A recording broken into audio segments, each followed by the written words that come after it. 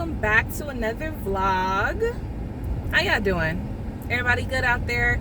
It's summertime. People are vacationing, traveling. The kids are out driving us crazy. Let me fix this AC because it is starting to warm up and I am starting to sweat in places that I ain't got no business sweating at. So today I want to touch on a subject that is very sensitive to some people, but I don't play when it comes to my kids. So I was at work today and I get a text message from my now 9-year-old son, Ajani. He texts me and he's like, some kid just called you ugly, mommy, and he said I'm ugly too, and he called you the P word. And Ajani is really sensitive sometimes. Like, he doesn't, I mean, he has a sense of humor, like he's funny, but he doesn't play when it comes to like people talking shit and stuff like that. Like, he's overly sensitive when it comes to stuff like that. Like, you can't say, hey, you ugly, and he say, yo mama. No, he's overly sensitive, which is okay though. Like, I don't care. Everybody has their own personality and I don't care. However, I'm like, I immediately texted him back and I was like, baby, don't worry about what people got to say. Someone's always going to have something to say regardless of what's going on, you know? And that's something that either you learn or you don't, because some of us are always too worried about what other people have to say about us or think about us. I've reached a level in my life where I could seriously care less about what anybody has to say about me, my children, my life, whatever it is. Let me just tell you, none of y'all don't pay my bills. You guys do not work. You guys do not put money in my bank account. You guys don't put money in my pockets. You guys don't feed my kids. You guys don't deal with me or my kids. When I go home at night, guess who I go home to? The only people I have to answer to is myself, my children, and the Lord Jesus Christ above. Not nobody else. So I don't care what anybody has to say about me, my situation, whatever it is that they think they know, because 99% of the time it's just assumptions and they don't know what's going on. You know what I'm saying? So back to the subject really quick. Here's the thing.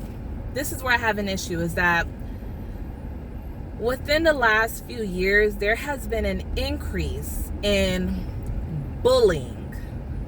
Not just bullying in person, cyberbullying. There has been an increase on children committing suicide because of the bullying that's going on. And I am not okay with that. I am not okay with children feeling that they don't have a voice, or it getting to the point where they feel like they no longer want to be alive. No, babies, somebody cares about you. Your mama cares about you. I don't care if that kid over there in the class doesn't care about you, or kids, like multiple children. I don't care if you feel like you don't have a friend. Speak up to your parents and tell your parents the situation. Parents, you guys have to start listening to your children. When they say that they're being bullied, when they say that something ain't right, you need to take matters into your own hands. And sometimes it could be something really small, something petty, but still take it seriously. Don't take it lightly, and make sure that you have a clear understanding with your child that they are not alone. So many of these children feel alone because, and I'll use me as an example, because I work a lot. I work so much, and I got 3 kids that I have to divide my time and split it with, you know, but I allow, and the twins are too little right now, but I allow Ajani to know that, or feel that he matters. You know, we get too busy working, and when our children come home or we go home, we're busy doing other stuff, or we put them in front of the TV to watch TV or play video games, and we're not paying attention to their feelings and their thoughts. We're not having those conversations with our kids, and that's sad. We need to get back to those days where children feel as if their parents care about them. Y'all parents got to step it up. Here's the second thing that I have an issue with, is that as a mother, as a parent, I know my child's behavior. I know what he does. I feel like the camera is leaning. Sorry if it was leaning that whole time. I know what my child does. I know what he doesn't do. Y'all parents out there, you guys know the shit that your children does and the shit that they say. You know if they are bullying another child. You know, because either you're passing your bad habits, your foul mouth, your foul ass behavior onto your children, or you're not checking them and correcting them when you see the bad behavior. It's one of the two things, either or. And I don't want to hear like, oh, my child is out of control, I can't do nothing about it. No. There's always a way. Either your punishment is not harsh enough, or you haven't done something to make them realize, okay, you know what, my behavior is not acceptable and I need to change, or there's consequences. Children need to understand there are consequences behind every single thing that they do, just like us adults. We don't run around just robbing people or shooting people or slapping people, because there are consequences behind all of our actions, behind all of our behaviors. I've heard parents say, oh, not me specifically, this hasn't happened to me, but I have heard parents say, oh, well, that child shouldn't be so sensitive, or, you know, they need to toughen up. No, fuck that. Hell no. What do you mean that child needs to not be so sensitive? What do you mean that child needs to toughen up? What do you mean by that? You as a parent should be ashamed of yourself for even tolerating that type of behavior. It's unacceptable. But I think the main issue is that a lot of these younger generation, they just let their children do whatever they want to do. They come from broken families, broken homes, and they don't break the cycle. They just continue repeating the cycle as if it's okay. And it has to reach a point where it's like, okay, you know what? The cycle ends with me right here, right now. Moving forward, my children will not be like me. They will not be like my parents. They will not be like my grandparents. They are going to be better than all of us. You know what I'm saying? So I already talked to Ajani. I texted him, you know, I brightened up his day, and I'm just like, you know, baby, we'll talk about this when we get home. And I will have that talk with him when we get home. But just to make his day go smoothly until I'm able to get to him, I had to put some motivation into him and pump his head up and let him know, like, baby boy, you are a king. It doesn't matter what that little boy is saying about you, baby. He's probably just jealous. He's probably just mad because he doesn't have a cool mommy like you. Because he is not cool like you. You know what I'm saying? Like, that's what I had to do to pump him up to get him going through today. Anyway, enough about my rant on bullying. Kids, don't bully. It's not nice. It's not cool. If kids only knew what karma was, I bet they would never bully, because karma comes full circle. It will catch up to their ass. I have been having oh my gosh. Okay, so 12 days until I travel with my kids, and I have been having this nasty anxiety. Like, I already suffer from anxiety. I'm not on medication. I don't take anything. I know how to control my anxiety and my panic attacks. Like, It's something that I've had to deal with and learn how to overcome in my life. Side note, I don't care who judges me. We go through it. Some of us go through it. You're not alone out there if you suffer from anxiety and panic attacks, okay? I'm holding your hand. Anyway, I've been having this nasty anxiety because I'm traveling, and I literally have done loads and loads and loads of laundry, and I intentionally didn't fold up anything and hang up stuff or put things away in the drawer. I let this like crazy pile of laundry pile up on the floor, on my bed, on my kid's bed. I let it all pile up because I had anxiety about traveling, and I'll explain it. You know, I know that I need to start packing, and packing means that I'm getting ready to travel. And so in order to avoid my anxiety going up, I avoided not folding my clothes so that I didn't have to pack.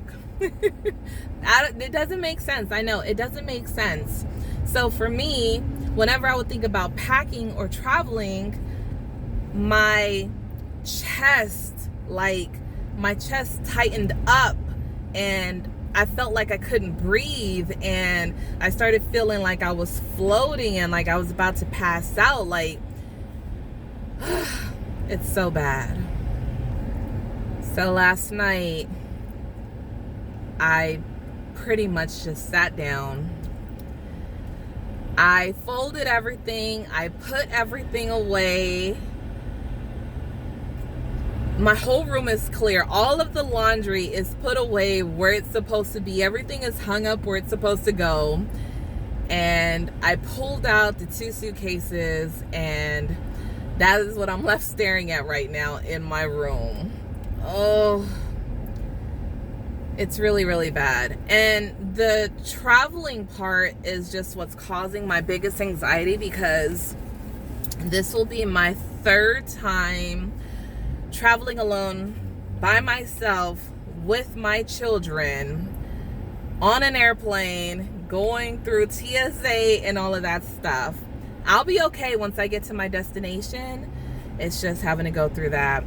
So, and mind you, both times that I have traveled, my kids have been very well behaved. Like, surprisingly, I've been the mom on the plane, like praying to God, like, please don't scream and cry. Please make this a comfortable flight. Please don't get us kicked off the plane.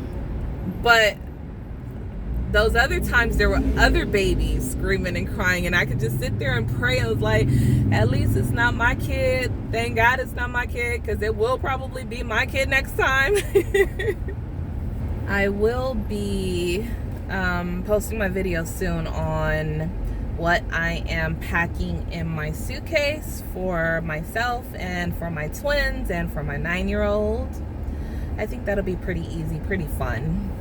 This 10 freeway drives me crazy. Like, I need coffee or Snickers or some sort of sugar, something that's gonna get me going while I'm driving. Anyway, let's go pick up these twins. Say hi, babies. Hi. Hi. They are so cute when I tell them to say hi. Okay. Hello there. I took off my shades. You still want to say hi? Hi. All right. So I've picked up the twins. I've picked up Ajani, and I'm at a standstill trying to get home, and getting home. Let me put my shades on. The sun is too. There's never this much traffic going home. Like, it's always a smooth ride home every time I pick up the kids.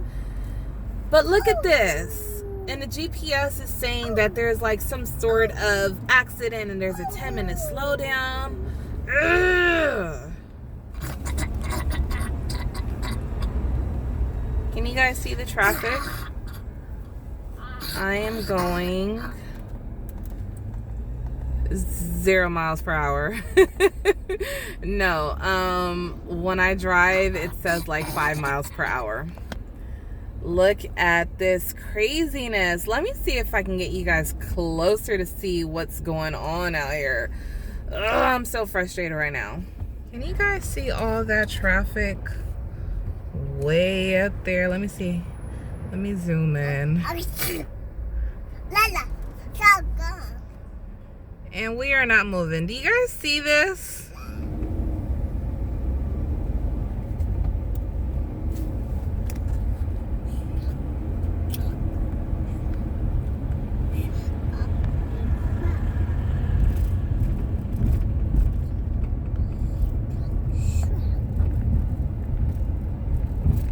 Did you guys see that car up on a hill like that? I don't even know how that happened.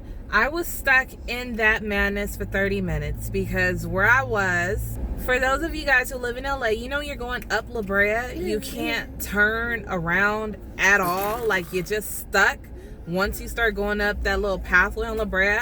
I got stuck there for 30 minutes. Kids is back there talking about they hungry, they thirsty. I should have been home a long time ago. I'm gonna need to woosah today. It's always something throwing off the schedule. Look at my baby. Peekaboo. Peekaboo. He's so playful.